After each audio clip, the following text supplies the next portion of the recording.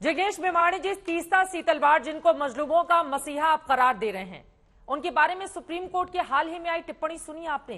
किस तरह के गंभीर आरोप लगे हुए हैं तीस्ता सीतलवाड़ पर, जिसको लेकर बीजेपी ने आप लोगों को कटघरे में खड़ा किया है।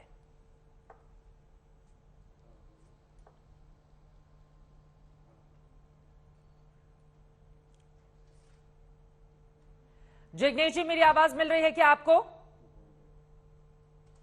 ऐसा लग रहा है उन तक आवाज नहीं जा रही है। गौरव भाटिया जी, आप तक मेरी आवाज पहुंच रही है?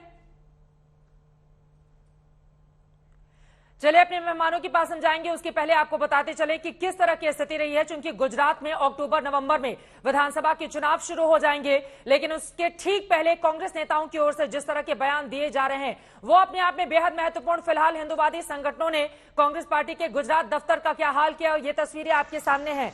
दरअसल गुजरात कांग्रेस प्रमुख जगदीश ठाकुर की ओर से कहा गया कि देश की संपत्ति पर पहला हल अल्पसंख्यकों का है। मनमोहन सिंह इस बात को पुरजोर तरीके से कहते थे और वही बातें मैं भी दोहरा रहा हूं। स्टूडियो में आ चुके हैं संगीत रागी जी। सबसे पहले आपसे ही शुरुआत करते हुए, जिग्नेश, क्या आपको मेरी आवाज मिल रही है? जिग्नेश मेवाणी जी, ठीक है। मेरा सीधा से सवाल, जिस तीस्ता सीतलवाड़ को आप मजलूमों का मसीहा बताने की कोशिश कर रहे हैं, उनके ऊपर बेहद गंभीर आरोप हैं, जेल के भीतर हैं वो, आपको क्यों लगता है कि गुजरात में गरीबों की आवाज बनने का काम उनकी ओर से किया गया है, इतने गंभीर आरोपों के बाद भी? जिग्नेश, जब उत्तर प्रदेश के सहारनपुर में दलितों के घर जले, जब गुजरात के ऊना में दलितों की पिटाई हुई, जब महाराष्ट्र में किसान सुसाइड कर रहे थे, जब मजदूर अपने हक और अधिकार की लड़ाई को लेकर ट्रेड यूनियन के जरिए सड़कों पर उतरे थे, दलितों का मामला हो, मुसलमानों का हो, आदिवासियों का हो,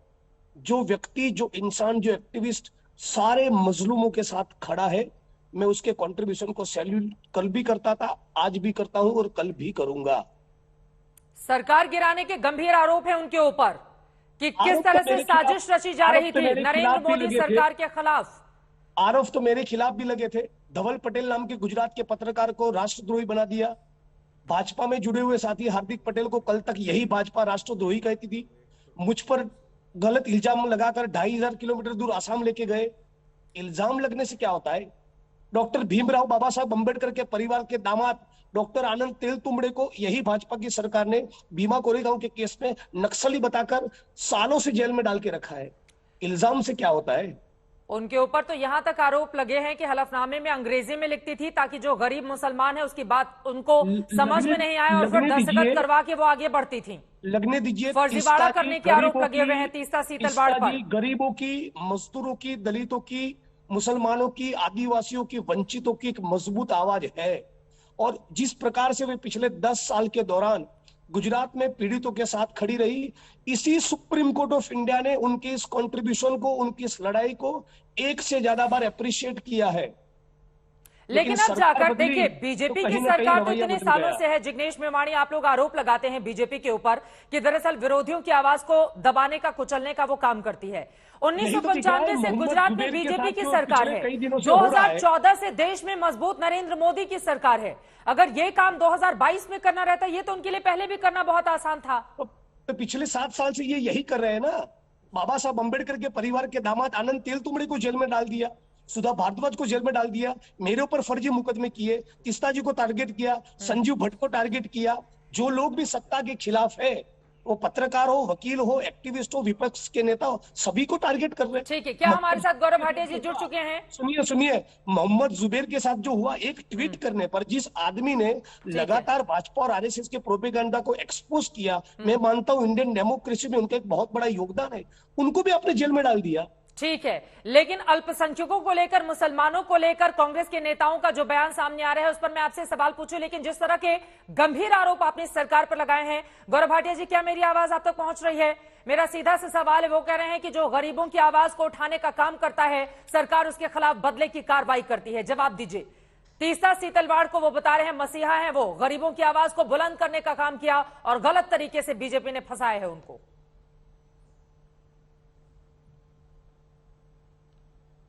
चित्रा जी, देखिए, सबसे पहला सवाल तो ये है, इन लोगों को सर्वोच्च न्यायालय पे ही क्यों नहीं विश्वास है? सर्वोच्च न्यायालय का जजमेंट अगर पढ़ा होता जिग्नेश जी ने, तो शायद इस तरह की बातें यहां ना करते। बड़े जिम्मेदार नागरिक लगते हैं ये। और दुख की बात यह है कि इनको खुद भी बेल न्यायपालिका ने ही दी है।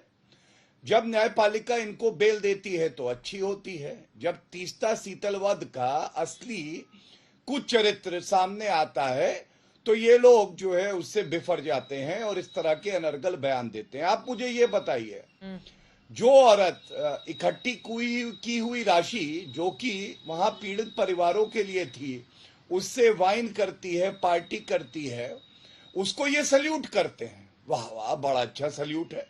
जो महिला खुद आज एक आरोपी है, उसको ये सल्यूट करते हैं, ये बड़ा अच्छा है।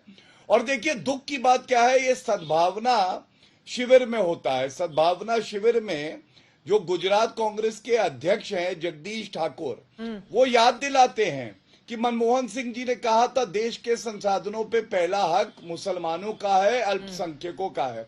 मतलब गुजरात में चुनाव आने वाले हैं, जानते हैं ये हारेंगे, तो सांप्रदायिकता का जहर वहां फैला दो।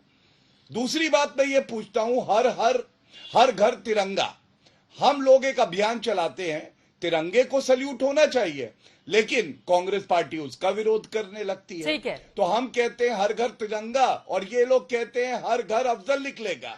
कितने अफजल मारोगे, हर घर अफजल निकलेगा, ये इनकी सोच है। इनसे ये पूछिए सर्वोच्च न्यायालय पे आपको विश्वास क्यों नहीं है? सर्वोच्च न्यायालय पर क्यों नहीं है? जिग्नेश मेवाणी जी की बेल रिजेक्ट हुई है। बिल्कुल। और यहाँ पर अगर हम देखें तो पिछले ही महीने उस आरएसएस ने पिछले 60-70 साल कभी तिरंगा नहीं लहराया, स्वतंत्रता के सवाल का उत्तर दीजिए, नहीं लिया, स्वतंत्रता के आंदोलन के साथ गद्दारी की, सर्वोच्च न्यायालय के बात का उत्तर दीजिए पहले। आपके मोदी जी ने खुद का नाम लगा दिया, सरदार पटेल साहब का नाम निकाल कर गुजरात के क्रिकेट स्टेडियम पे। शर्मिंदगी महसूस करिए थोड़ा।